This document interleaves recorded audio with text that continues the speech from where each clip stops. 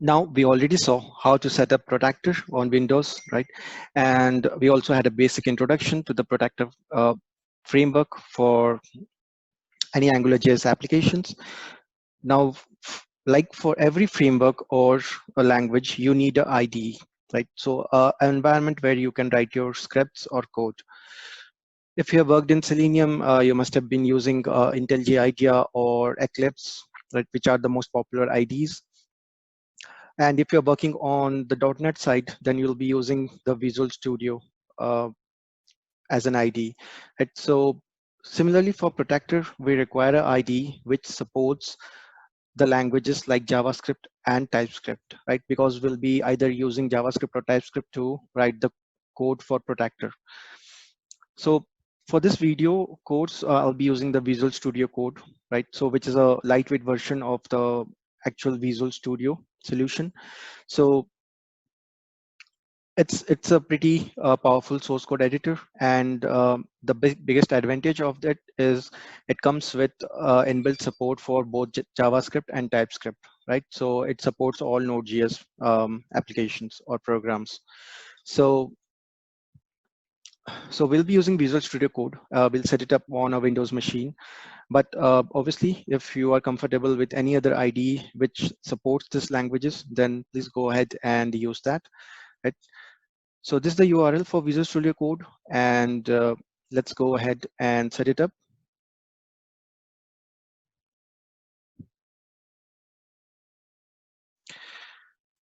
Okay, so let me go to this URL where you will find the setup for all different kinds of operating system. For this video, I'll be using Windows 10. So I'll be installing the 64-bit setup, but you can obviously choose either a Mac or Linux based on your operating system, right? Now, to save some time, I already downloaded it and I have saved the setup here, right? So this is how your setup will look like. It's just a basic Windows installer. So you can double click and install this, right? You just need to follow the instructions given on the screen to complete this setup. Just accept the agreement here. Choose a location where you want to install your VS Code, right? I will go and choose the same one, right? And then just you can choose these options like create a desktop icon, register code as editor for supported file types, add to path.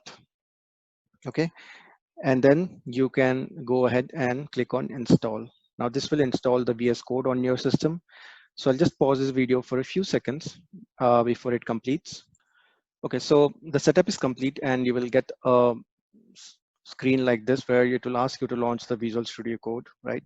So let's do that and we will see what are the how it looks and what are different sections in it. So we'll try to look at some plugins, right?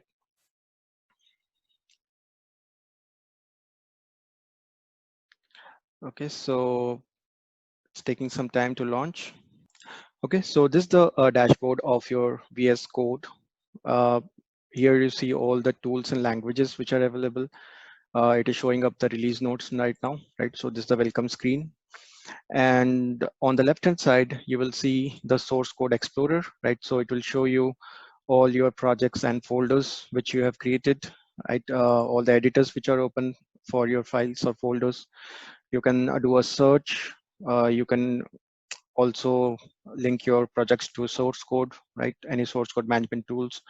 You can run your code from here.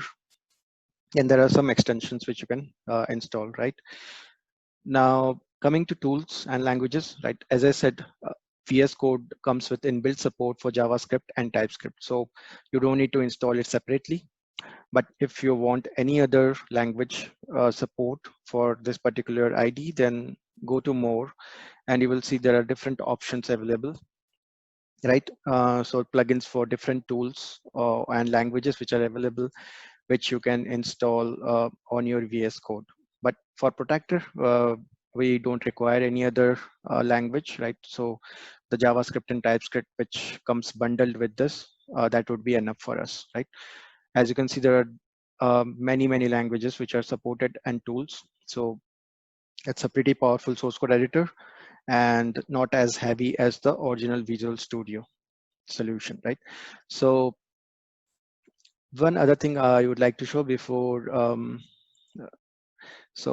we leave, right? So when you go to this terminal, right, you can also get